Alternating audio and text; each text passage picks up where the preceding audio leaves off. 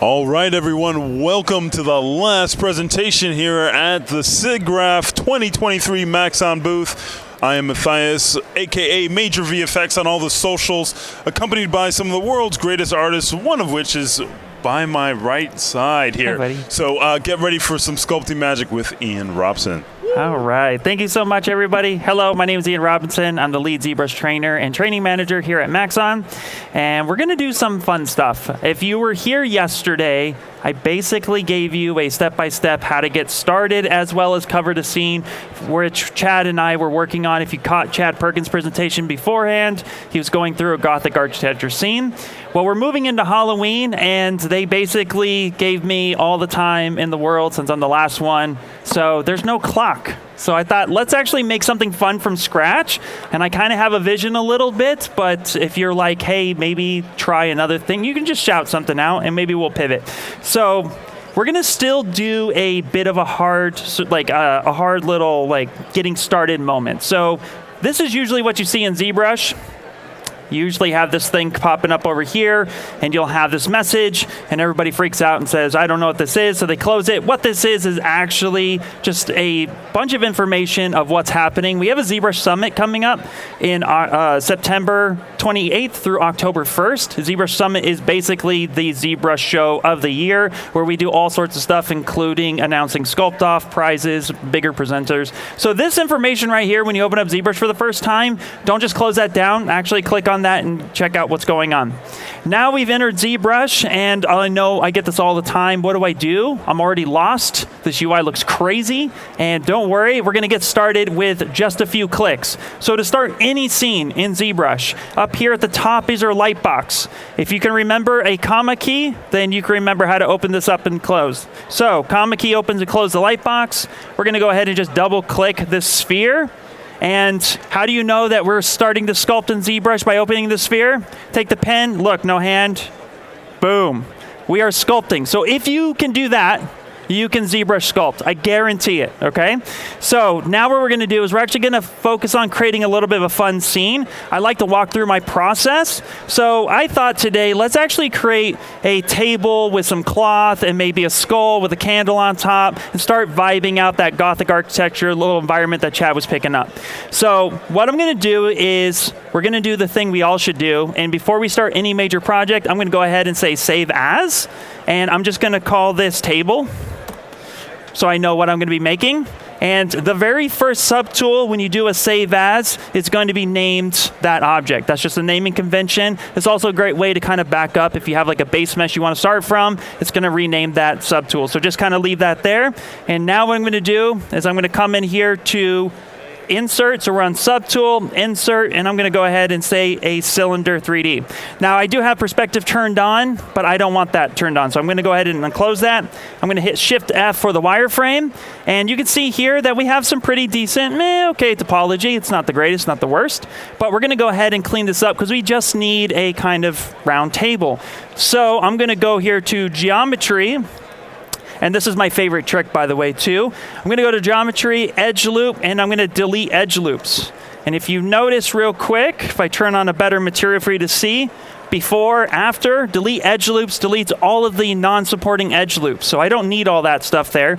Reason for it is because if I have this and I crunch this down, all that topology just gets smushed. So instead of that, I'm going to go ahead and say delete loops. Now I can size this down, and I don't have to worry about that mesh crunching. I'm able to scale it up and down pretty nicely.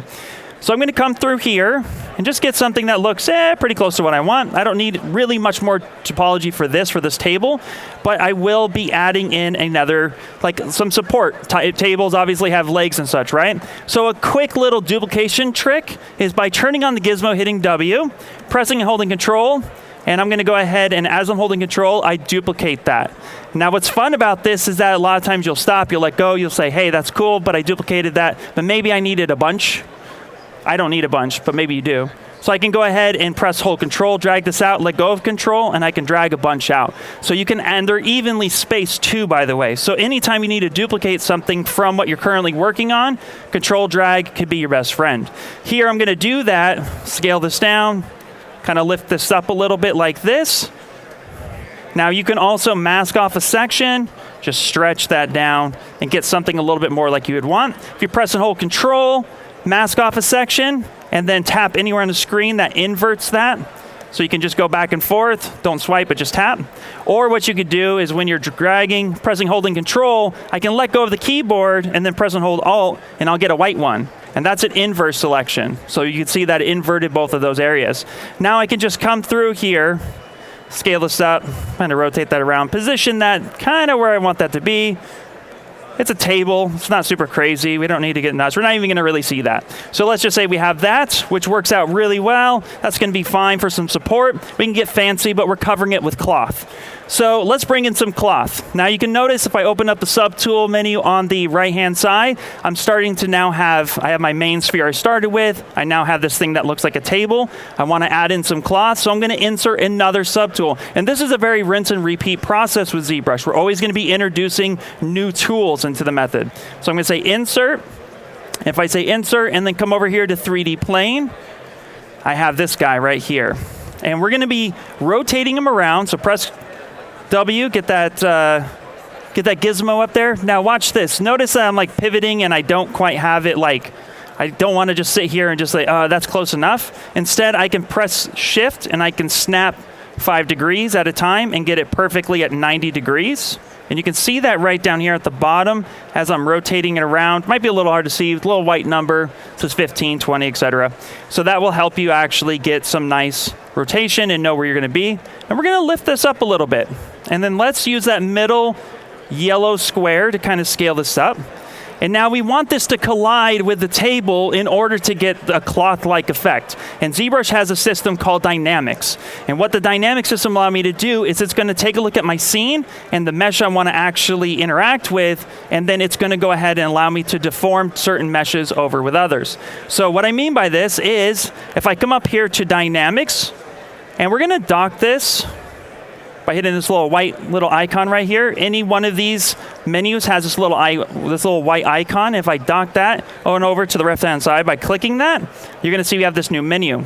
And there's quite a lot of sliders here, but we're only going to focus on a few of them today. The biggest one is actually down here, which is collision volume. And what the collision volume will do is it's going to take a look at the entire scene, and it's going to say that what you have selected is now going to be affected by everything else that is not selected. So now if I go ahead and just say run simulation, it's just going to start dropping on down and getting that effect there. Now you can see here that there's clipping. It's like going kind of crazy. And that's because it's based on topology or the vertices that's happening here. So instead what we can do, instead of subdividing up a little bit, we can actually have a little bit more control. We can drop the gravity down a little bit, so we can say something like, maybe 1 should be fine. And we can also add a little bit of an inflate or take the inflate down. And so when I say run again, now you can see it's a little bit slower.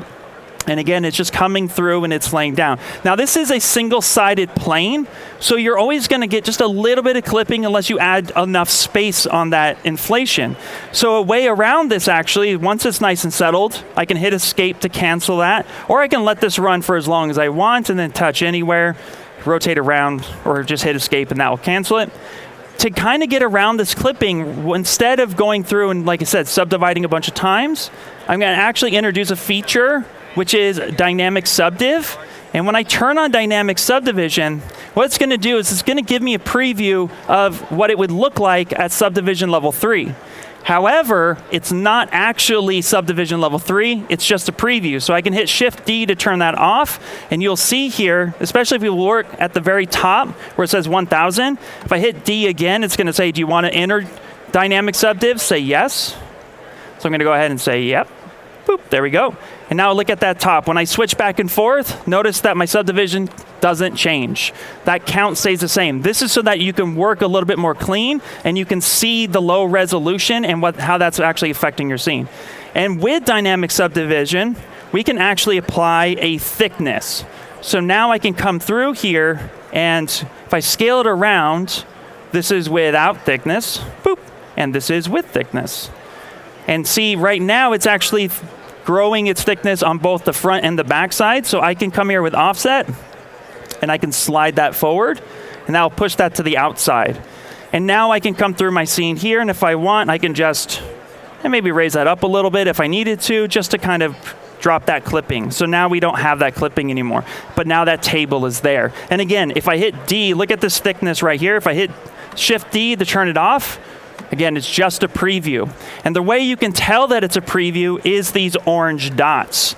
These orange dots are actually pointing to where the normal lives. And for that reason alone, you can actually come through here, and let's say we grab the move brush, so B for brush, M for move, and then V. If I grab that little orange dot, it's actually going to affect that scene. Let me turn that off for a second. So grabbing that dot right there. Come on, grab it for me. There we go. So that's going to affect that scene. If you look at that dot just a little bit, let me rotate that and pay attention to that dot right there. If I go ahead and hit Shift D, you'll see that's where the normal actually lives, hitting it. So it's just giving you that nice little preview. And as we zoom out further away, those dots will disappear just because it's not really super important for the visual aspect. So that's dynamic subdiv, and now we have this guy here. So I'm going to go ahead, and now I want to bring a skull in. We're not going to cover sculpting a skull today. That would take too long to get it right, but I want something that looks pretty good. So instead, I'm going to open up that comma key again. And now here you can see, again, I have a ton of assets. Now what I get a lot is I need an écrochet. I need to know if my anatomy is good, so do you have one? And the answer is yes. If I come up to the comma key and I hit Tool, we actually have a écrochet done by Ryan Kingsley years back that ships with ZBrush. And it is a female écrochet that has all the different muscle groups. If we open up the subtool list, for those of you who are learning anatomy, if you can see here as I scrub through and I start scrolling down, has all the different names all here. And so if I go like, what is that called? It's going to go ahead and point to that. So that's a way you can learn anatomy as well. But I just need the skull out of this. So instead, I'm going to zoom out, hit solo mode, come up to the top, because the first subtool is an entire skeleton. And you can actually build your base meshes off of this skeleton and get all your points lined up right away. So you can have this for multiple purposes. I just want the top piece of this skull. And since none of this is actually welded together, what I can actually do is come on down here to Poly Groups. And if you're here yesterday, Poly Groups is a nice way to actually it's a color system that comes through and actually helps you isolate each part of that mesh. So for example, if I say Autopilot Groups, all the parts that are not welded together become its own group. And that means now I can press and hold Control and Shift, and I can do a selection and just get that one piece. But I want these teeth, and I don't want this lower jaw. I just want these teeth and this top head. So what I can do, a little trick, is I'm going to go ahead and I'm going to press and hold Control and Shift, and I'm going to grab the select lasso, and I'm going to come through here, select these guys right there, then hit Control Shift A. And that's a quick way to come through and start selecting pieces together. And the reason for that is because anything that you have that's visible, Control Shift A on the keyboard, that's going to grow all of that visibility on just those selected tools. So anytime you're working with different types of mesh, just kind of select that section, grow that out, and then we can come through here, go to Geometry, we're going to go to Modify Topology, Delete Hidden, and now I have this tool. I can come over here to Subtool, Copy, go back into my scene, hit F to fill this up, and then I can just hit Paste. Now, where that subtool lives, if you're pasting from different projects, you actually might notice the scale might be a little bit different, and that's okay because we can always come on down here to deformation. So let's say the skull was massive. Woo, that was crazy big. Let's say that's like really, really big. I can actually hit Unify on the deformation side, and that's going to just kind of adjust the scene a little bit more, bringing that object to a closer size than I want. Now, obviously, that's still a little too big. That's okay. So we're just going to go ahead and do a manual scale ourselves, hitting all the wrong buttons, but that's all right. And we're going to come through here, and now we're going to face this, say something like this. Now, there is a new feature in 2023. It's an update to the contact system. So instead of doing it that way, like we're sitting here tediously moving our stuff around, what we could do actually is come over here, and let's say I have this set up there, and I need this to be placed from here to here. That's where I need that to be. If I come in here into the contact system, and I turn on the gizmo, Now, if you're new to ZBrush in general, then you might not know what this thing is called, and this is the transpose line. This came way before the gizmo, and this was the way to actually move, scale, rotate, etc. But this feature still has a lot of really good purposes, and one of them is measuring, and the other one is actually placing normals positions where you want them to go with this contact feature. So if I need this right here to be on this table, what I would do is say this point to here, contact 1, hit apply, and it's going to snap it to that. Now, you'll see it got me relatively close. Maybe that's not quite what I wanted. So I'm going to come through here, maybe say something like that. And let's go ahead and set that one there. And then let's hit apply again. Yeah, that's a little bit closer. So at least you can snap things a little bit neat, and then maybe you can readjust and figure it out yourself, which I'm going to do because time is of the essence, and I'm picky, and I'm nitpicking, and I'm doing all the things that maybe I just said not to do that I'm doing. Cool, you with me? Awesome, great, wonderful. We're all artists, we all do this all the time, right? Awesome, blossom. So now I have my skull on this table, and we're already starting to get some Halloween vibes, but I think what would be cool is if we added a candle on top of his head, because candles are cool, right?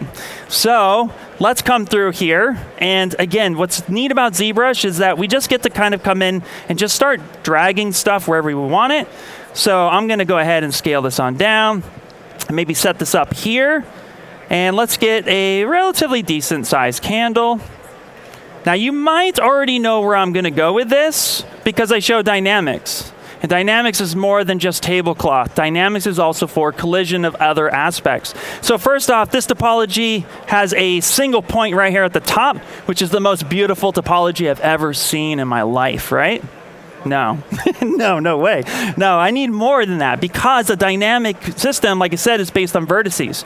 So instead what I'm going to do is we're just going to do a really quick Z-remesher and showcase the power of that with one-click topology changing magic here. All the right words I just said in the wrong order. So here's my secret sauce. This is the best way, in my opinion, to be using Z-remesher, and that is just a couple different settings. So when I say secret sauce, if you ever watch my live streams on Wednesdays from 10 to noon Los Angeles time, what I mean is I'm giving you my trade secrets, so don't sell them. So I'm going to say that right now we have about 482 points. It's fine. So we can leave this at about 5 because the target polys is based in thousands. So 5,000 from 400, that's quite a lot. We could probably even scale that down a little bit. And then here I'm going to leave Adapt turned on. Now Adapt is super important with Z-remesher because what it does is it takes a look at your mesh integrity, all the shapes, how it's flowing, and then it's going to take into account if the quads need to get bigger or they need to get smaller. Well, I don't need that. I just need this to be nice and clean. So I'm going to say keep groups down to 0. That's going to make sure that there's not a lot of smoothing happening. And adaptive size, I want all the clean quads in the world. So, and I want them even, so we're going to go to 0. And then the other thing we could do is if we want to preserve any type of edges, we can do detect edges, say Z-remesher, and now that topology is a little bit better. Now you might notice it kind of rotated just a little bit, kind of twisted, right? Well, that's because we didn't have symmetry turned on. So if we back up and say X, for symmetry, so now if we're looking at it, we can say that, okay, we have symmetry here, which is right about, where are we? There we go, facing the right way. Let's actually maybe center that in the world center, so we can actually come through here and have true symmetry on, which there we go, all right. Now try that again, and now that symmetry is a lot better. Now we have another feature called retry, and what that feature does is it actually takes a look at the first time the mesh was before we actually hit our retopology or Z-remesher. So it takes a look at this mesh, and instead of remeshing from this point, it's going to remesh from that current point. So I can say retry and give me something a little bit nicer and a little bit easier. And now this is something I can work with, right? So now I'm going to come through, and I'm going to position this right where I want. And let's say something like right about there. Turn off symmetry because this is an asymmetrical scene. Yeah, that's fine. And now what we're going to do, turn off crease for a second. So anytime you use detect edges, it's going to give you a crease right on that edge. I don't want that crease, so we can say uncrease all, which is fine. And now let's go back to the dynamic system. So I'm going to go ahead and say recalculate because I added new objects to my scene, and by doing that, I changed the way that dynamics works. It's going to assume that there's something there. So for example, what do I mean by that? Let's actually go into a little bit of deep dive. I'm going to add another piece of cloth real fast, just like a plane. So where are you? Plane 3D, beautiful. And I'm going to do this. I'm going to rotate this around. I'm going to put this here, just for show and tell, okay? I'm going to recalculate this. Give it a second. I'm going to go ahead and say, boom. All right, that's happening, right? Now, I'm going to Control Z. I'm going to hide everything, and I'm going to hit Run Simulation again without hitting recalculation. What do you think is going to happen? Anybody? Any takers? Okay, well, don't worry. I'll let you know. It assumes that those objects are still there. So the recalculation is just taking a snapshot of what that scene was and how ZBrush saw it, and it's going to remember that until you recalculate again. So knowing that information, when we go ahead and just delete that, let's go ahead and say, okay, perfect. Turn everything back on. Oh, look, we got that sphere. Let's go ahead and hide that. So when I brought in this new scene, I need to hit recalculate. Now you might be thinking, all right, he's going to go ahead and hit run. Nope, I got a new feature for you. I got tons of features for you. So I'm going to hit B for brush, T for transpose, and we have transpose cloth. Now this one's cool because this works off of the dynamic system. So now instead of just hitting run simulation, I can actually come through and actually move this myself. And this is a great way to get wrinkles on any type of shirt that you might have, because I can also scale it like this. And you can see here now I'm getting that kind of clothy effect. So what I'm going to do is we're going to turn off the inflate completely, hit recalculate, give that a second to think. And now I'm going to turn on that gizmo, start bringing that down, and let's let that crunch just a little bit. And then now we're going to take the snake hook brush, which is one of my favorite brushes. And the reason why it's one of my favorite brushes is because you can do cool things like this and break it, or you can turn on Sculptress and you can do cool things like this. And that's really fun because you can get some nice tentacle stuff, right? So what we're going to do here is, now that we have this going on in this effect, I'm actually going to turn on, let's turn on, should we do it? No, let's leave Sculptress turned on. And what we're going to do is we're going to start dragging this out. Now, this is changing the topology a bit, but a cool trick with this is that if I hold Alt, it's going to drag along that normal a bit of the other object below it. If I just start dragging this out, you'll see through I clip. But if I press and hold Alt and I start dragging, it's now going to respect the normals of that skull. So now I can come through here and just exaggerate by pressing Alt, that candle that's being melted underneath because it was a hot day in Chad's castle.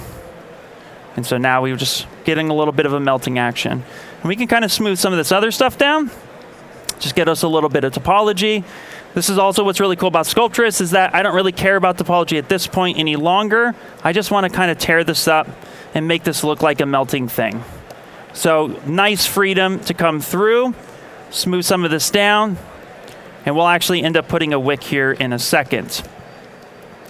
And what's fun about ZBrush is that it's sculpting in mind first. ZBrush was designed for creative workflow, not to be pigeonholed or, constrained by procedural methods. It was really about the sculpting application and how the artist envisions their world. Because as artists, we're storytellers. We want to tell a theme or a story of what's happening.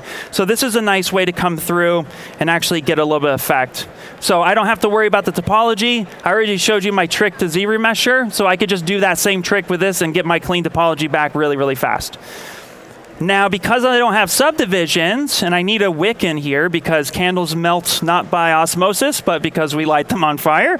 So I'm going to grab a insert mesh brush, and my favorite is actually IMM primitives, which is B for brush, I for insert mesh, and T for Tom. I don't know why T is the hack shortcut, but it is. But IMM primitives is probably the best way to go through and just start adding new bits of mesh. And the way it works is that when I select one of these objects here at the top and I start dragging this out, as soon as I let go, it's going to mask and preserve the other element underneath and give me a new piece of topology. Now, it is dragging off of the facing normal. So anytime I come through here and I start dragging out parts, Whatever normal I picked, it's going to draw off from that point. We can do a little bit of a shortcut. So if I'm just down here like this, and I go ahead and press Shift, it's going to center to that normal. So I'm just going to drag that out and then rotate that around.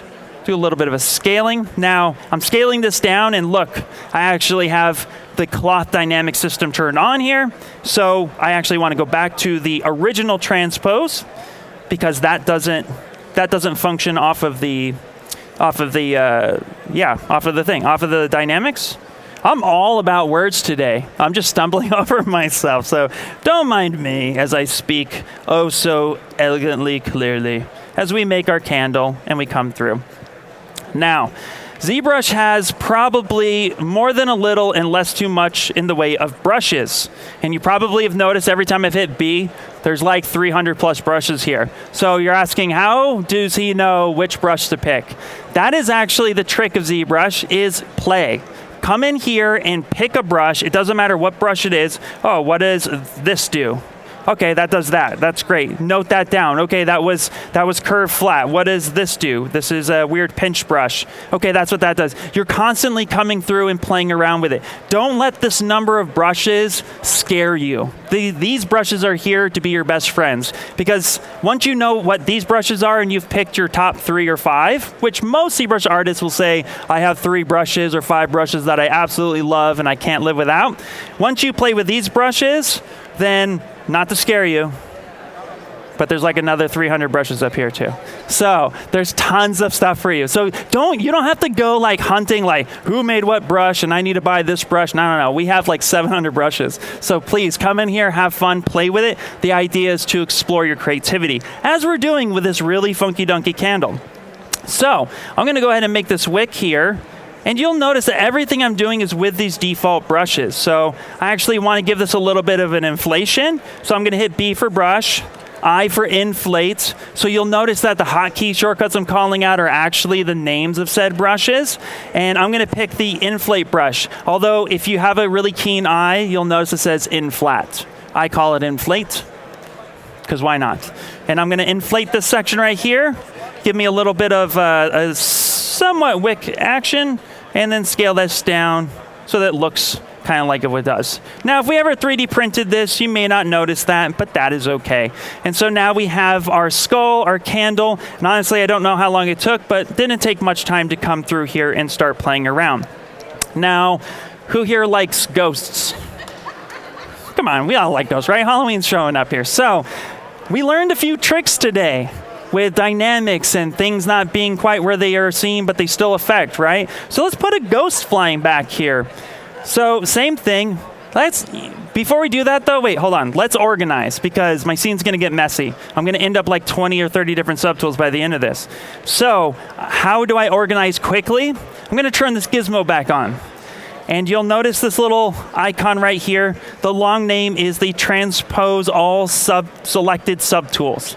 That's way too much. That's a big name. So we're going to call it the pizza box, courtesy of, like, I don't know, Joseph Drust and some of the other guys who used to work for ZBrush back. Shout out to them, because they're super awesome. They paved the way for guys like me to come in here and break the software. So here we are, pizza box. We're going to come in, turn that guy on. And now I'm going to go ahead and just, with that gizmo turned on, I'm going to go ahead and select both the skull and the candle. And you'll notice we got some 1990 anti-aliasing happening here. And the reason for this is that with this pizza box selected, I can actually move multiple subtools, Control Z that are not connected with each other. So if I needed to reposition this in any way, shape, or form, I absolutely could do this. But what I can also do with this feature is hit Control F, and it's going to pop up a little message saying, do you want to group all these together? Yes, I absolutely do. So I'm going to go ahead and say, always do that for me, because that's going to be nice. It's going to say what that folder name is, and we're just going to call this Skull and Candle with some random capitalization, because I hit tab caps locks too many times. So Skull, Candle, perfect. If you spell like me, then you won't. Don't judge me. I don't spell very well. Okay, so I have this guy, and now I have this table. Let's do the exact same thing. But instead of reselecting the table and the cloth, I'm just going to invert that. I'm going to do the same thing and just call this my table. So now you can see I have everything in a table folder and the skull and candle in a skull folder. So now when I make my ghosts, let's go back up to this very top first sphere that we said that was the naming convention. We're going to utilize this in our favor. So we're actually going to, let's shape him up. Let's keep it symmetrical. Let's push him in the back. And let's go ahead and kind of scale him down just a bit. I'm going to warp him up. And now we're going to just use a move tool. And we're going to get like a little ghosty shape. Something like this. And we're going for total non-perfection. Yes.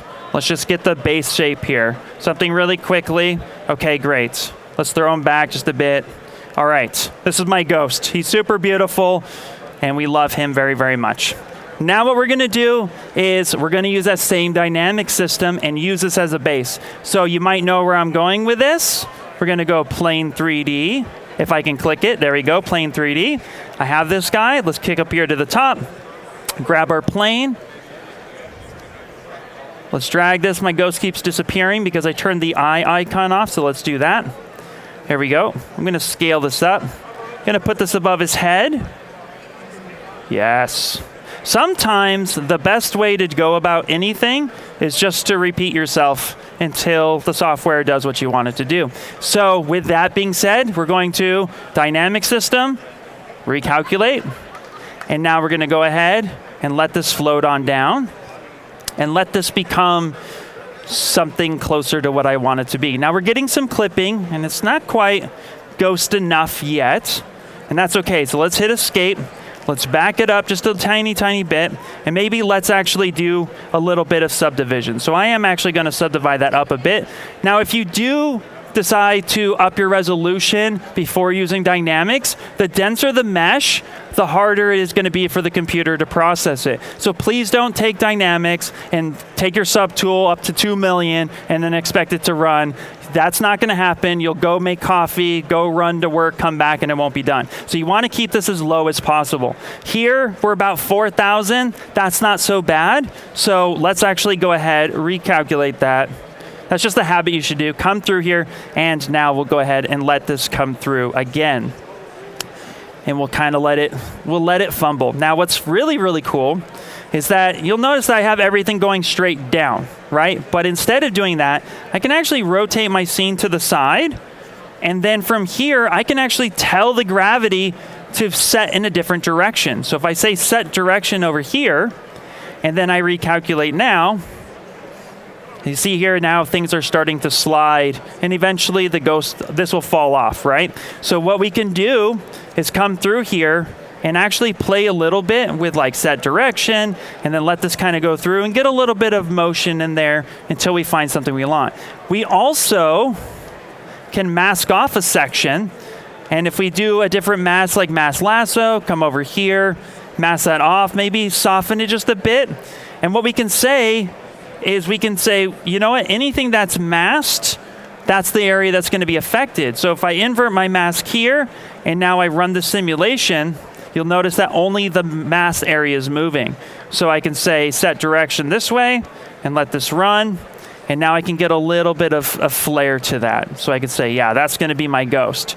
Now, I'm just going to turn that guy off, and now I can adjust this the rest of the way. I can come through here, grab a move brush, maybe get a little bit of symmetry happening, and I can just refine this shape just a teeny, teeny bit. If I hit D for dynamic, you'll see here that now I'm getting some nice cloth effect, and it's still only 4,200 and something resolution. So again, my scene's not super big, but this just allows me to come through and start masking around and getting some cool stuff. And what we can also do is we can introduce some hard surface techniques here, because I want to pop a hole through this actual cloth, and I want to have them have some eyes, because every ghost who has a sheet cuts the holes in the eyes, right? So we're going to say B for brush, Z for Z modeler, and M, and that's going to give me the Z modeler brush. Now, bear with me here, but if I hover over a face, an edge, or a point, and I press the space bar, I get a big menu. And this menu, I want you to look at this menu as an order of operations, okay? At the very top, I get my action. What is it I'm even trying to do here? And then the second thing is the target. What should we be targeting? I.e., should we be targeting this poly group? Should we be targeting all poly groups? Et cetera, et cetera. So when you look at this menu, look at it from first the action, then the target. After that, it's modifiers. And you can modify once you know what it's doing anytime you want. So here, I'm going to hover over, find a good spot for the eye cutout. Let's say something like right about here. And then I'm going to go ahead and say split. I'll just drop my brush size just a bit. And now if I come through here, grab on that one section. Here we go. Hold on. All right. We're not going to split. What are we going to do? Let's come through right here. Okay, we're not splitting today. Why are we splitting? Hold on one second. Troubleshoot moment. If you're not breaking your software while you're demoing, you're not doing it right. So let me see one thing real fast. Make sure that I have things selected correctly. So let's come through here. If I do this. Okay, that's cool. That's nice. Let's see. If this doesn't work, I'll show you another way, which will be a lot easier.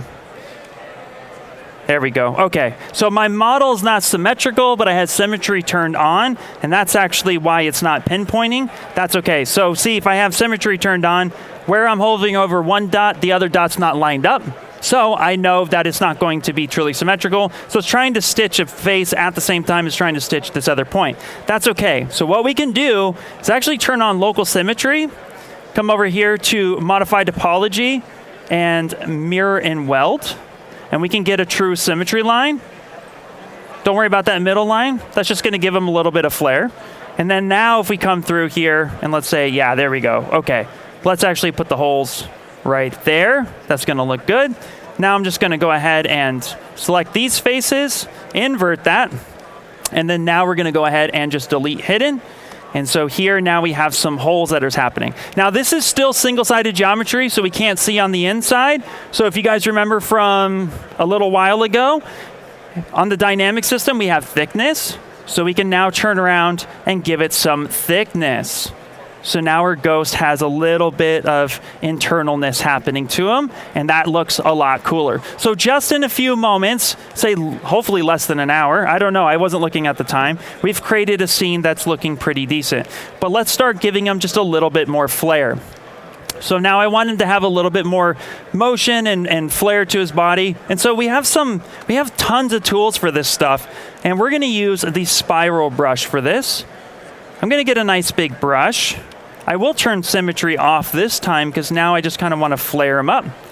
And we're just going to start just kind of coming through here and giving them a little bit of a personality. And anytime you're telling a story when it comes to sculpting, you just want to come through here and just give it a little bit of TLC. There we go. Maybe say something like that. We can also come through and move. Now, the one thing that I want to point out anytime that we are actually working on any brush whatsoever, let's say you're going through ZBrush and you're like, yo, I forgot what this feature does or what this feature does.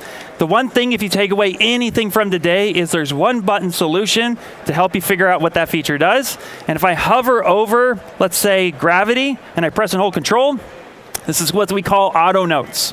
And this is built into every single thing in ZBrush. As long as you're not if you hover over a menu, it's not going to tell you what that is. But if you hover over like dynamic, it will tell you. And just holding down Control or Command if you're on Mac, it will come through here and tell you and explain what that thing does. So anytime you're confused or lost about what's going on in ZBrush, this is something that you can do. And even too, as I come in here, I'm going to cover over where we got spiral. It's going to tell you what the brush palette does and all that stuff. So you can come through and actually make those changes. So if you're a little bit, like I said, if you're a little bit not sure of what that thing does, just come on there and give it a shot. Usually the brushes are pretty self-explanatory, but also note too that Alt is the opposite of whatever your action you're doing. So if I'm doing this action and I want it to flow the other way, by pressing Alt, it will now move it the other direction. So there are lots of little ways to do this. We can also give him a little bit of TLC by showcasing bin deformers or just deformers in general. So let's say we want to move him around, but I would like to move him in a way that's a little bit more fluid and not so destructive with brushes. I can actually come in here, click that little cogwheel with that gizmo, and now I can say, you know what? I want to bend curve him. And see here, now I have some different cones. What these cones do is each one has a different resolution control or an axis control. And so at this point, I have this little orange dot here and here. So where the gizmo's facing, I can actually come in and start manipulating these spots, and I can come through and just give my ghost a little bit of action. So we can say, yeah, there we go, perfect. And every time I adjust that resolution, I can have just a little bit more control. And I can make this move the way I would like it to move. So now my ghost is a little bit like this. And I can also drop this down if I would like. But let's say I moved it too far. Control Z does a really good job at that as well. So you don't have to worry about it so much. We can just come through and start manipulating this. And actually, I pushed that too far. I don't like that. So we're going to stick with this. And then once you're done, we're going to say accept. And then again, I can just position them however I would like. Now, I've gone really, really fast, and this is how my live streams usually can be, is where I'll stop and ask questions. And I know I've probably had somebody's eyes gloss over and be like, totally lost at this point. But as you can see, it's just very, very quickly you can create scenes. Do we have any questions so far? Yeah, what's up? Yeah, so the cones for the developers, is there any way to make those bigger, like in your display? That's a great question, and that's a great question. And I think, let me see real quick, because if we can, that would be under preferences, and that might be under gizmo preferences. I'm not 100% sure if those, because that might just be resolution based, which it looks like it is based on the scene. So I would say no, I don't think so. But I can double check and find out and get back to you. Any other questions? Nope, we're good. So we're just going to keep creating then at this point. Does anybody have a suggestion on what we should put in our scene? Because we have a skull, we have a candle, we have a ghost, we have half a table. How about a book? Yeah. So suppose I can see some of the eyes of the ghost, so that would be something like three-dimensional. So right now everything is a shape. Yeah. I want to see something inside object. You want an object inside the ghost? Yeah, and then currently it's very small. So for example, I can see an object from the ghost eyes. Oh, okay. So yeah, so an object inside of the object. Well, the beauty part is because this is just, this ghost right here, he's just single-sided topology that has a projection of internal. Yeah, we can just easily, because he's hollow, we can throw anything inside of that we would want. So let's say we wanted a duplicate of this skull. So hopefully, just so maybe I'm understanding your question correctly, I'm going to duplicate this by hitting Control-Shift-D, which is the hotkey for it. And maybe our ghost needs a little something inside. So we can plop him in here. And then we can see what that's looking like on the inside. Because again, we actually left this, it's not watertight, the mesh is open on the inside. So we could easily slide anything underneath. And if I scale this up a little bit, right, and maybe make those eyes a little bit closer to those peepholes, then what I could do is just move this mesh around, select this mesh, and now I can move this around and make that fit. I got our super big brush. Let me drop that down by hitting S. So now this can come in here and maybe say something like that. Is that what you mean? That's exactly right. Yeah, perfect. And so yeah, now you would be able to see that. And what's really neat about that is if you ended up creating like glowing eyes or something like that, then you can have that in your final scene. So absolutely we could do stuff like that, yes. Great question. Okay, so now we're going to go through and do a little bit of hard surface smiling. I kind of teased it with a table, but I was so basic, it just was like, all right, we just literally like glossed over it. So let's make something like a book. So I'm going to come through here, and actually, you know what, let's group these two together. So again, I'm going to put this one in a table. We'll call this our ghost. And then I'm going to just go ahead, this one's hidden. Let's go ahead and drag this guy. Where's that extra skull? I put him right here. Okay, so let's move that up into our new scene, just like that. Great, wonderful. Okay, So now we're going to create maybe something like, let's say, a book. So I'm going to come on down here to the bottom. Now, if you do append, I've done insert this whole time, but if you do append, let's say I have this ghost selected, and I want to append a new object, but I don't want to work on it right this second. Append will take any object I have, and it'll drop it into my scene, but it drops it towards the very bottom of the scene. So it's not actually the thing you're going to be working on. Where insert, if I do insert and do object, it's going to drop that object into the same space, but not all the way at the bottom. Instead, that's going to put it under the selected subtool that you have. So if you wanted to create something new, like a book, that is what I wanted to create, even though I had this ghost selected, what I can ultimately end up doing is just hitting that append, which then drops that all the way to the bottom. And that's perfect because it keeps it out of the folder system that I want, and this will be in a new folder system. If I hit Control F and call this book, now we're going to go ahead and make this into a book. Now, again, this is probably not the best topology for making a book. We got a pole on the top and on the bottom. The quads aren't quite even, and we even have a little bit of triangles. So none of that's really helpful for us. So we can actually initialize an object into simple shapes very quickly. And the easiest way to do that is on the tool menu down here at the bottom. We go initialize, and I have some objects down here. But if I hit Q cube, and I hit solo real quick, this is what it turned it into. It turned it into a cube that has even topology all the way around. So really nice and effective. And I can actually adjust the resolution to just be 1 by 1 by 1, which will give me something like this. And it also gives me new polygroups. So this is now a really quick way to get a base cube. So we went from this to this really, really quickly, which is always effective, right? And this is going to be a better mesh for my book. So now I'm going to come back up here to Subtool. And let's just go ahead and scale this up, scale this over. I'm just using the gizmo and just using the directional scaling to just give me the single-sided axis scale, say something like that. And now what I want to do is I'm going to want to duplicate this and introduce a feature called Live Boolean.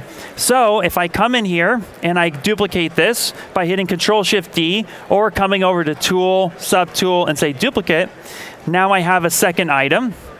And if I hit solo, we're actually going to hide everything else except for these two objects. So I'm going to come in and grab this.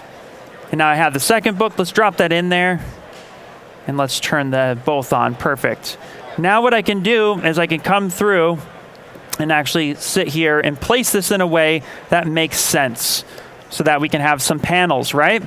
Now what I'm going to end up doing from here is, this might get a little hard to see, especially if you're online, so I'm going to bring up this nice magnifying glass for you, is that we have a couple ways of doing Booleans. We have the ability to join things together, subtract things, or do an intersection. I'm going to choose subtractive. Now, nothing happened right now, and that's because we need to come up to the top and say Live Boolean. And now you can see here, what makes this so powerful is that as I move this around, you can see that my scene is updating on the fly. And because it's in the same folder, it's only affecting this object right now. And so this will give me a little bit more of what I'm looking for. Now, what's cool about this is that, let's say I need this to be a little bit round on the inside. So I can go solo mode. And now what I can end up doing is I can add some topology. So I can come in here and say, let's grab our Z modeler brush, hover back over an edge, press that space bar, and we're going to come through here and say insert my target. I want multiple edge loops. And now look, I got some modifiers. I would like to have the polygroup stay the same, so I'm going to say keep polygroups. And now I can add some different resolutions. So say something like that would be nice. And then maybe something like this as well, where I'll add in just a little bit more topology. And that will give me something a little bit more. And now I can either come through and manually do a selection and move this up. This is a pretty quick way to go through everything. And you can kind of get something that looks like that. That's one way to do it. Another way that you can do it, if we come back all the way back here, is we can actually come through and say interactive elevation, and I can actually flare some stuff out. So I have some really cool options to go through. I can even at this point say, you know what, I don't need this edge here.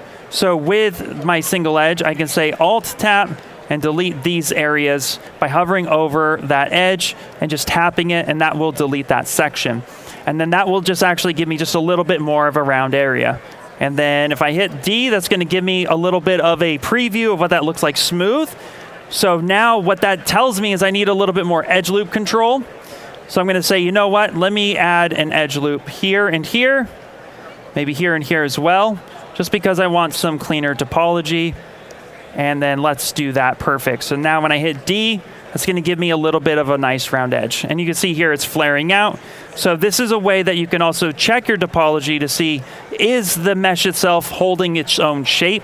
And in this case now, it's actually doing pretty good.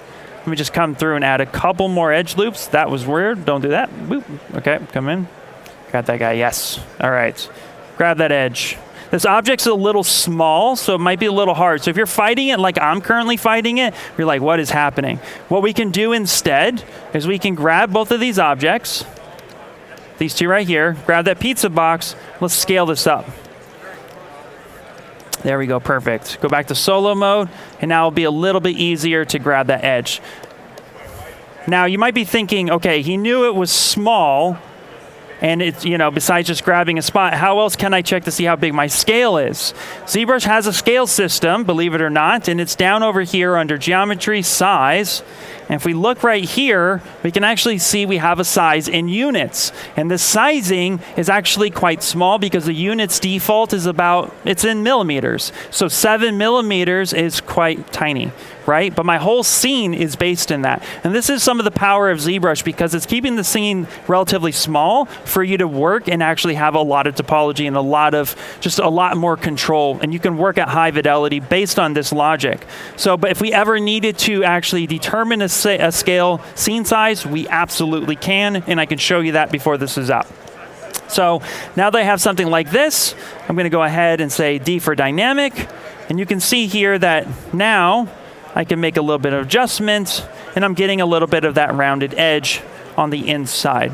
Now that might be a little bit too much even for me, so I'm going to go ahead and mask this area out, update this on the fly, and you can see here this is what live Boolean allows us to do, is to quickly update our cuts. We still haven't cut anything. We have just previewed what this book binding would look like. And so now I'm going to modify this guy, and we're going to give us a little bit something else. So let's hit solo, and I'm just going to give it a little TLC real fast. So I'm going to do very similar what we just did. So I'm going to say insert, and then let's just insert a couple edges, say something like that. Just going to do this a little bit down and dirty, because sometimes that's how we're going to work. And right now, let's go ahead and turn on symmetry, and let's do this. Okay, there we go, perfect. Now, a quick cheat to actually get your topology at a higher resolution without having to add in all of these different edge loops ourselves, even with coming in and saying multiple edge loop, this actually could be a little bit tedious.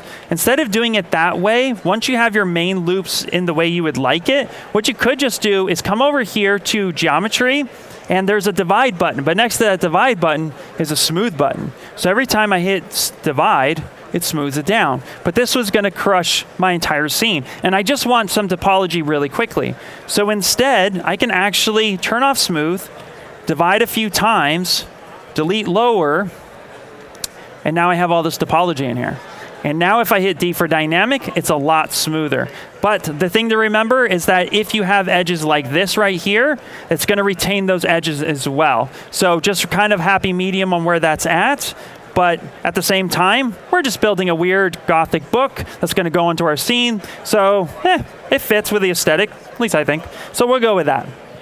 And now we're going to utilize another trick real fast to create the actual, like maybe some like decor on the outside, because not all books are the same way.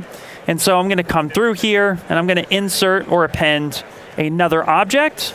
And again, you can see here, we're just kind of rinsing and repeating the same approach. And sometimes I don't even care about the topology itself. Sometimes I'm like, I just need a thing. And I don't really mind the way we're going about it. So let's say I wanted to add a little bit of decor to this book here. So I'm going to say, you know what, let's go ahead and crush this down. Just give it like something like, say something like this. Stretch that up. Okay, perfect. That's fine with me. I'm going to go ahead and just move this here. And maybe scale this out just a little bit more. Okay, great. Now I'm going to do like a sculptural approach. I want this to be rounded. So we do have a brush for that. If you want to take a sculptural approach to anything, I can actually say bevel and do a bevel arc system. And now I can pick 2 points and I can actually round that out really quickly. So I can do something like that and take that kind of sculptural approach to it. And then from there, let's actually repeat that side, or this actually works symmetrically as well. If your model is symmetrical, see here, I could just come in and do that. Now, if you're getting some weird artifacting, again, it just could be in the resolution. So we can actually increase that resolution just a little bit. And then let's actually go over that once more. So there's more than one way to go through and make your design. And now that trick we learned with the gizmo trick, we're pressing, holding control, dragging, and saying, yep, we're going to do that. And then I'm going to do that one more time. That's going to give me something a little bit more like that. And so that's another quick way to do it. But there is a better way to duplicate and have more control of your objects besides that. And if anybody's been in ZBrush for a little bit, then you might be familiar with this one called Array Mesh. But if you're not, we're going to go through how to duplicate objects very quickly but very effectively. Because the other thing that we're going to need pages in our book. Because right now, this is not a book. This is just a binding. So let's go back to our subtool, and we're going to come through, and I'm going to insert, and now I'm going to go ahead and say, you know what? Let's do, same thing. Let's do a cube. Let's crush this down. Widen this out. Yes, beautiful. Kind of throw this in there, and let's make that skinny because pages are not necessarily they're not super thick, not typically, but we're also not going for a super realistic scene. So we'll say something like that. Okay, great. Now we're going to come through here and actually end up duplicating this. And the way we can do that is with Array Mesh. So with Array Mesh, if I go ahead and turn on Array Mesh, and then I say, you know what, let's just lock its current position because we don't want this position to move. We need to work from this point. And I'm going to want to use the transposer gizmo to affect my scene. Then we're going to use this as well. Now what we're going to do is we're going to come through and figure out how to repeat this. Now, right now, we have it on the x-axis side. So screen left to screen right. So what I'm going to do is say, you know what, I'm going to want a bunch of pages. So I have a repeat function of like 20. And then now what I can do is on the x-axis side, I can just start calling this out. And you can see here, if I stretch this really, really far, that it is creating even distances between everything. So now I can just come through here, get pretty close to it, say, you know, if I want a bunch of pages, I can do that. Then I can shrink this in. Now, right now, you can't really see, if I solo this out, you can see that there's only one page. That is, everything else is still just a preview. But if we don't worry about any other slider, those are the only sliders we mess with to recreate this book. If I go ahead and say make mesh, now everything just got colored. And that is because everything now is actual mesh and it has its own topology. So what can I do with this? Because not all books are also even, right? There's a little bit of Flair to them, a little bit of bend. So we can come down to poly groups and say auto groups. And now we have a rainbow of colors and everyone has its own poly group. And what we can do with this is if I say B for brush, move, and then hit T for topological, now what I can do is I can grab one of these colors and I can just start giving it a little bit of flair. Push in some spot. If I turn around, I can just start making some changes to this mesh. And now it's going to start looking like these pages are together. And I can do this on top. Somebody really loved this book so much they read it a bunch. And now we just got all these pages pushed in and pushed out. There you go. And that's going to give me just a little bit more realism to my scene. So now when we take a look at this book, now we got something a little bit more of what we want. Now, if we remember that we were talking about live Boolean, and yeah, I'm jumping around a lot. That's kind of how my brain works. I'm so sorry. But with live Boolean, you know, this is fitting in relatively well with the rest of the scene. Let's actually move these pages back just a little bit, say something like that. Let that, squish that in there just a bit. That's a little bit better. Now we actually want to make this binding legitimate. So we're going to go back to this book this book folder right here, and notice that live Boolean is still turned on. If I turn it off, you'll see what happens. It closes up. So live Boolean is still turned on, and I still have those two objects. I got my main object and the one that's cutting, and that's an important hierarchy to remember, because the object that you're cutting, you want to make sure that the cutter is underneath the main object, because they're going to be child to each other. They're going to have a parent and a child relationship. You also have an older school method of doing this with this arrow function right here. Before folders were a thing in ZBrush, that is actually what we used to do. We'd actually use these arrows, and we just kind of like pair them together. So in this point, I'm going to just, you don't have to do that here, but if I had multiple objects, I could do that. And I'm just going to hover over this gizmo instead, and I'm going to come down here to Boolean folder. And when I do that, now what it's going to do is kick out a new mesh, and if we hit solo, this is now actual topology. If I turn live Boolean off, you can see here that that's the actual topology, and that's the frame of our book. So now if I hit smooth a little bit, we might get a little bit of artifacting because that inside's not super clean, but we don't really need to do that. Now if we just want to come through here and hit W, turn on that pizza box, grab these items right there, Control F, and call this our book final, because we all do that, right? Final. We now have this moved here, and now we can come through, turn everything else on, except for that book. We don't need that guy right there. And now we can position this the way we would like to do that. So now let's position our book, and look how massive this book is. We don't need it that crazy. Maybe we do, I don't know. Maybe it's the biggest book on the shelf. Let's scale that down, and let's place this in our scene. And again, too, if I wanted to, I'll come through. Now, these are independent items themselves. I'm using that pizza box to do this movement. And so that contact trick wouldn't really work, because it's going to focus on just the one subtool itself. But instead of doing it this way, there's another way too that we can actually utilize a scene to control multiple objects at the same time. And the way we can do that is by coming up here to Z plugin, transpose master, and we can go to T-pose mesh.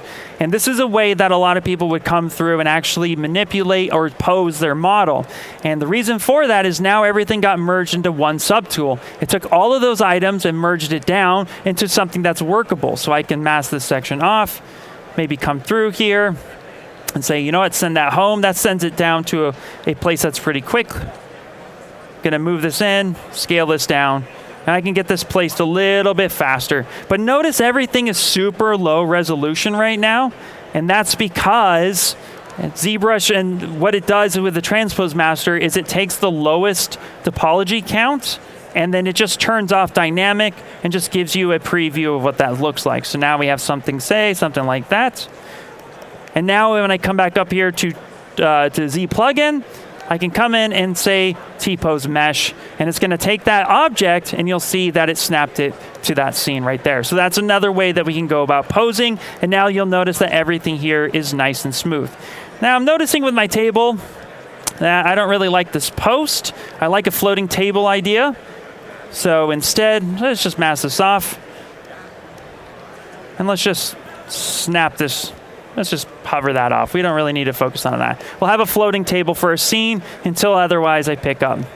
And so right now you can see creating a scene in ZBrush is pretty effective, and it's pretty quick, and I can make all the fine tuning I want. And before I just basically repeat myself anymore, this is basically how you can come through here. Now, what I will show off is, let's say we are done with the scene because I've kept you for about an hour, and we can always continue to do more. But let's say I want to send this object off to Cinema 4D and get it moved into the scene that's going to make sense, because that's what Chad works in. Let me show you that workflow before we start winding down.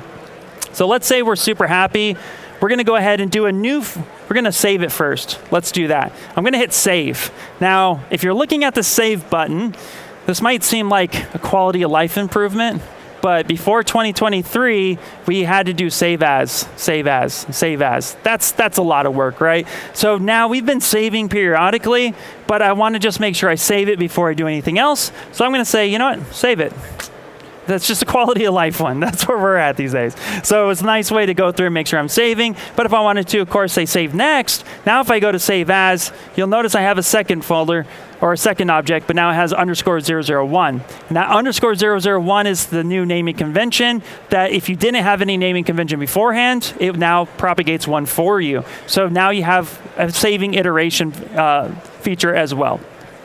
Okay, so now how do I get this from ZBrush to Cinema 4D? Go Z, and it's really effective. So now notice this is ZBrush, and this is the only thing I have open right now. But I want to send all of this on over, so all I need to do is focus on these buttons here, which is Go Z. If you're not familiar with Go Z, what it does is it takes the objects in my current scene and it'll send it on over. Now I have a couple objects. If I say Go Z, it's just going to take the selected object and move that on over. And that's a great way to test to make sure that it's connected correctly. We also have All, which will take every single subtool I have and send that on over. Whether I see it in my viewport or not, that's what it's going to do. And if I say visible, it's only going to take the visible items that I have and it will send those on over. Now I'm going to say, okay, that's fine. I want visible. So if I click visible, it's going to go through and then it's going to open up Cinema 4D for me. And if we give it a second, we'll have that propagate on over. There is another button here, which is the R button, which is like a reset the selected, which means if you had multiple different programs, like let's say 3ds Max, Maya, C4D, Blender, whatever, you click that, that's going to tell you which one you have selected, and you can select between all those different objects. So we're going to give this a second to load in, but as you can see, my scene is already propagated in here pretty quickly. I do have a quick start dialog box that is waiting for internet connection. Let's go ahead and close that. There it is. And now you can see right now that here is my scene. Now I'm just going to go ahead and just quickly move this. Now you'll notice what it did is that it actually put it all inside of a subdivision folder, and then it put it with a null tag, and now here's all my objects. And what's really neat about this is that, let's say I select this guy here. Let's see, where's my book? This is where you should name your objects, which I did not do. So that's on me, right? So I'm going to come through and say, you know what, let's actually, maybe we could just take all this, and let's just move this on out. So then I can just quickly select this guy right here, and I can reposition this. Now this is for show and tell. Obviously you want to do a little bit more, but let's say I send this. I'm like, yeah, I want that placed there, off in space for some reason, just because. And then I want to send this back. Well, if I wanted to send this back to ZBrush, what I can do from here is have that same object, and I can come up over here. Where are we to? Give me 1 second, because my extensions are different. There we go, extensions. Sorry, hold on a second, wait. Sorry, this is actually not, where's the default one? Let's go. Oh, we have plugins here. Okay, great. Give me 1 second. As I fumble through and I find it. I'm used to like the super basic, super basic one. Hold on. How's everyone doing? Great? Okay, cool. As I'm like, where is my object here? What is it under? Wait, here we go. Okay, under extensions, I was right. Go ZBrush, and then from here, I have a ZBrush exporter. So if I click this, it's going to take that object, and it's going to move it back into ZBrush, and it moved it right there. So you can go back and forth and start making those changes. Of course, I can just Control-Z that in ZBrush, and that takes that action. But as long as the naming convention is correct, you can go back and forth between each one of these. So you can say, you know what, this is the object I want to send. I'm going to move this over here. Say perfect, grab that one, move this all the way over here, grab this candle. We could just like really mess with this, right? And then whatever I have selected, if I go ahead and just like select everything and then go back to extensions, go Z, and I say, okay, I'm gonna need to export all of that, you'll notice that my scene here is gonna come through and start propagating those areas. So this is a really quick and effective way to go through and start bouncing back and forth between ZBrush and Cinema 4D. So definitely have fun with that. Of course, if you do change anything too much, for some reason right here, I did have a duplicate, so that's okay. I'm going to go ahead and just delete that guy. We don't need that one. But again, you can come through, grab this object, and you can send that back, and that right there will be helpful. So anytime you need to send something back, you absolutely can. And let's do that one there too. Perfect, grateful. Any questions? Guys doing okay? Yes. Do you subdivide again when you're in Cinema 4D, or do you recommend subdividing in ZBrush? So if you subdivide in ZBrush, great question by the way. For those online, the question was, do I subdivide before moving into Cinema 4D? The answer is really it's up to you. But I personally, if I'm going to use a subdiv tag inside of Cinema 4D, then I won't. I'll keep it low and just use the dynamic. But if you do subdivisions, when you send it over, it will respect those subdivisions. So it will recognize that those are there. Yeah, great question, by the way. Awesome. Okay, cool. So let's go ahead and just, what I'm going to do, I'm quickly just going to, for the next 20 minutes, kind of just come through and refine the scene a little bit, maybe add a crystal or just do some other like decorative stuff. We can do some really cool old school stuff. In fact, let's add some jewelry real fast to the scene, because why not? And let's not cover up the skull. Why are we doing that? So I'm going to refresh this, and I'm going to show you a feature that I really, really like. And I think you guys are gonna like it too. So let's come through here, let's grab this. I don't want this guy, I just wanted the skull to be moved. Let's rotate that around. Great, wonderful. Now, I'm now technically nitpicking my own scene. Don't do that. Okay, so now what we're gonna do is we're gonna create some jewelry. So we're gonna insert a brush called Curve Flat. And I'm going to propagate it right about here. Now, that's a little bit too big.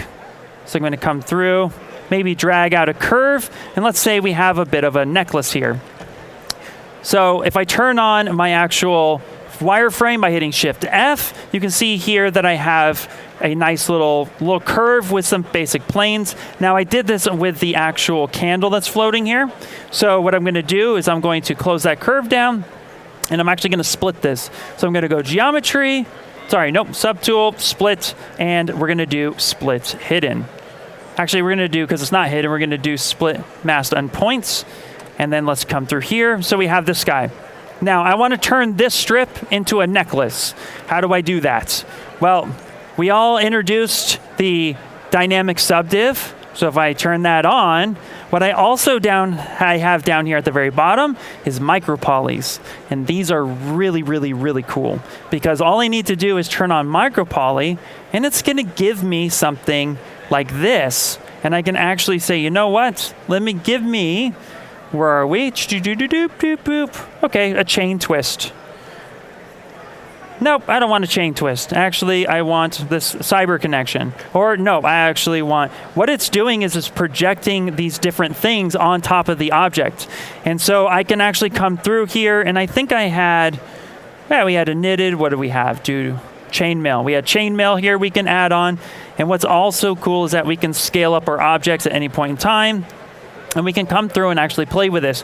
And if I subdivide, it's actually taking a look at these different squares. So here, if I subdivide up a little bit, I'm actually getting more. And that's because if I delete this and look at this, and let's say I subdivide one time, now it's taking a look at these different squares right here. And each one of these, when I turn this on, will get that projection of that frame. So I can come in here and create something really quick and effective.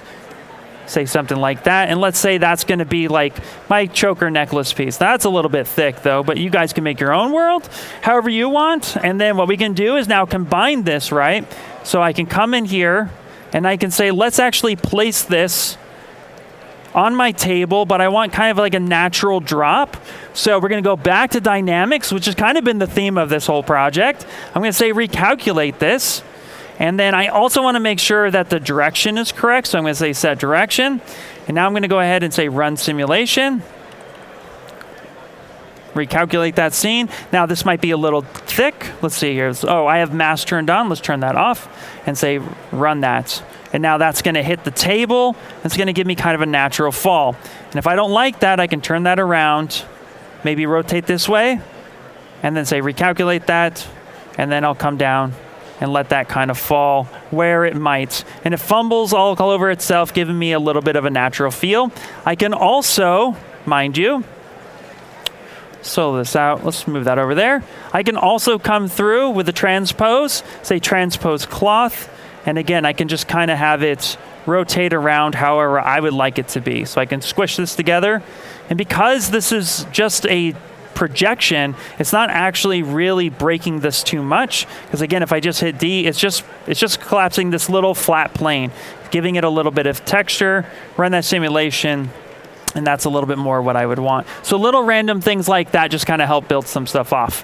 Now, to close out our scene before I bore you any further, so thank you guys for hanging out with me. This has been a lot of fun. Let's actually go through and quickly create maybe like a wand with a crystal, because Halloween's coming. If you're into 3D printing, I'll show you the easiest way to make a wand. And I'm going to throw another feature at you, which is Z-spheres. Is anybody here use Z-spheres? Yes. Okay, great. Awesome. So this is going to be a fun way to do it. Now I could just take a cylinder, stretch it, scale it down. That could be one way, right? But maybe I want a little bit of like wood, like natural arcing to it. Like maybe there was a knot in one spot, right? So this is where Z-sphere is going to kind of come in and be powerful. So I'm going to go ahead, come down at the bottom, and I'm going to append a Z-sphere. So I'm going to say, yes, append. Append. There we go. Perfect. Z-sphere. Let's hit solo for a second. Select that. And now what I'm going to do is, now Z-spheres, if I hit W for the gizmo, you'll notice there's no gizmo. And that's because Z-spheres actually allows me to draw on the scene itself. And so it's kind of like its own little scene.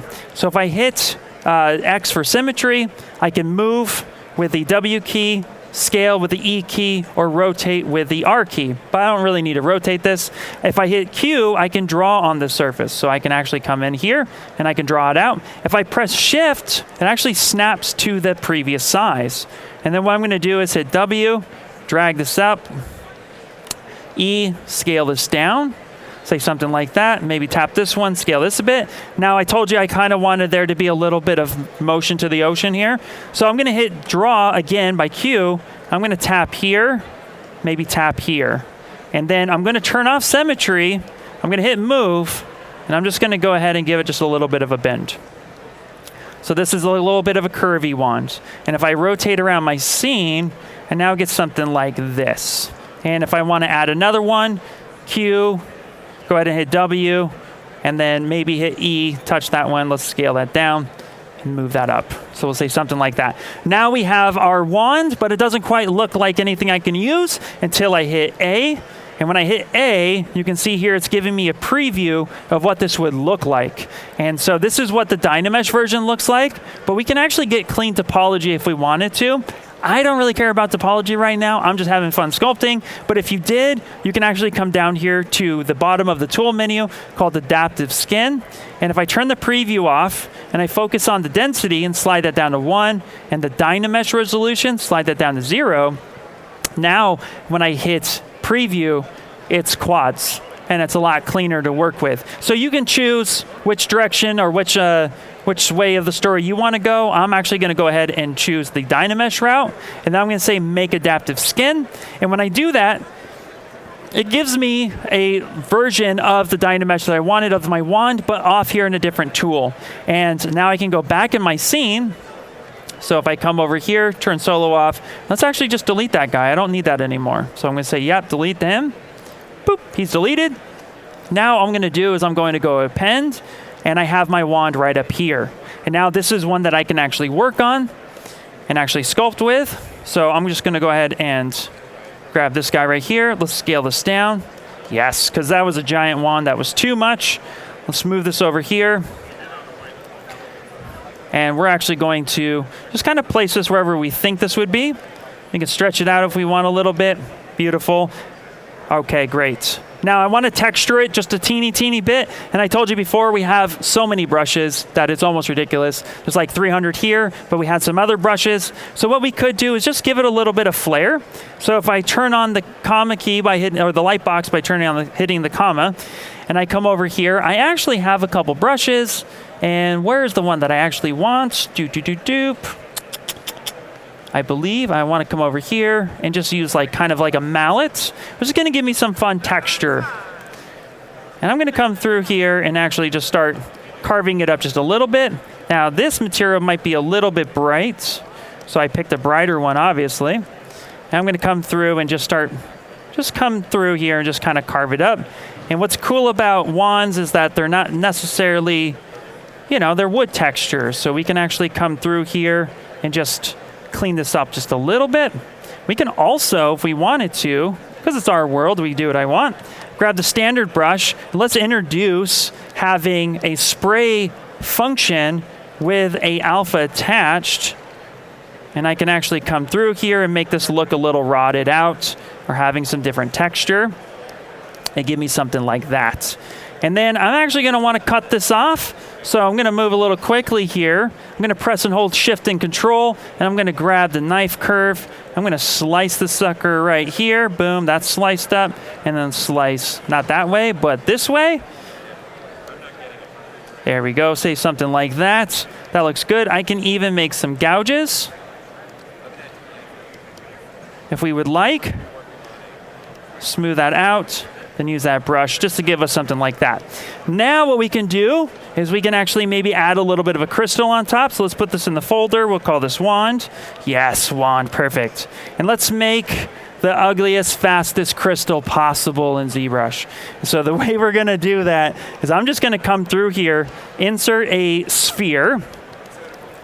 And as you can see, there's a lot of different ways to come through and make something in ZBrush. But I'm going to come through here with the Trim Dynamic brush, which allows me to create nice flat planes. And we're actually going to turn on radial symmetry. Now, I've talked about symmetry from like X left to right, but instead, if I come up here to transform, activate symmetry. Now, in ZBrush, we have X from screen left to screen right, if this little guy appears facing you. Then we have Y, which is up and down. And then we have Z depth. So I can actually say, you know what, let's turn on Y. And now what I can do is I can use the symmetry here to just come in and just destroy just destroy the whole thing. But maybe I don't want that many points. So maybe we'll say, let's do 4. Let's Control Z a couple times. And we can come down here and just start making our little thing. Let's stretch this out. I'm using the cloth one, so let's switch back.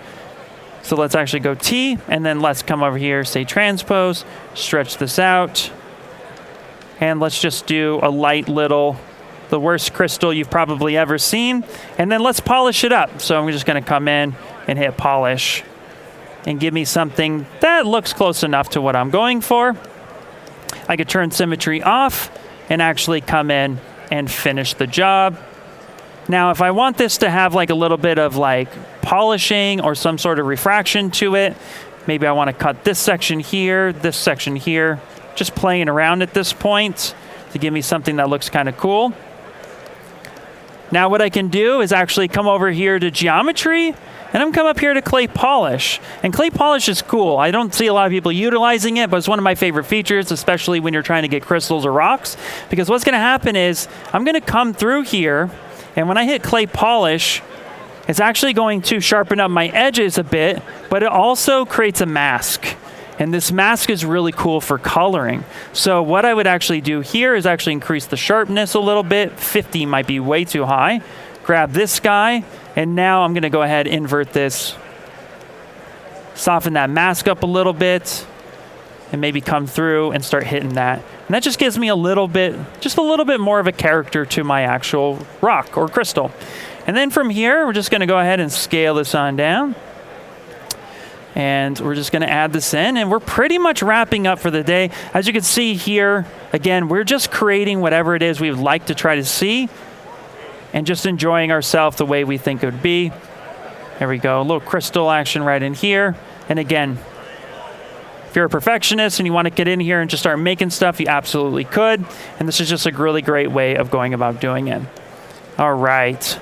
So let's just say that's welded in there, okay? And as you can see here, we just, in no time flat, in just a little over an hour, we just coming through and creating stuff. And this is what you can do in ZBrush. So from dynamics to subdivisions to Z-remesher to the clay polish and all sorts of stuff, we were just able to really just come in and create a scene.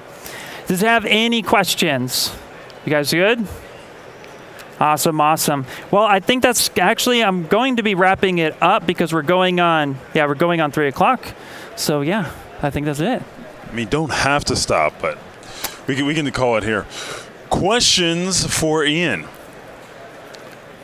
I have one for you. Sure. If people wanted to see more of your training and your breakdowns, how would they find you? Okay, that's a great question. So good one. you can go to the Maxon YouTube channels. You can also go to the ZBrush YouTube channels. I stream every Wednesday from 10 to noon in Los Angeles time. You can also see me on pretty much any social media. Just look up IR Sculpts, and you can find me, hit me up, tag me. And also, too, we're going to be doing a lot more content on Maxon University, so there's going to be a lot more of that information. Definitely, and for those of you who are online checking us out, make sure to go to that, and we have a tour that's going on. We still have a couple of more cities in Canada coming up, as well as in the U.S. and overseas in Europe. So make sure to check that out. It's Go to DAT. Go to DAT, check that out. And we also will see you at NAB East and IBC. So we're going to be broadcasting and streaming live then. But I'd like to say thank you once again, Internet, for tuning in. Everybody here, thanks so much for joining us at SIGGRAPH 2023, and we'll see you at the next show. Thank you. All right, thank you. Ciao.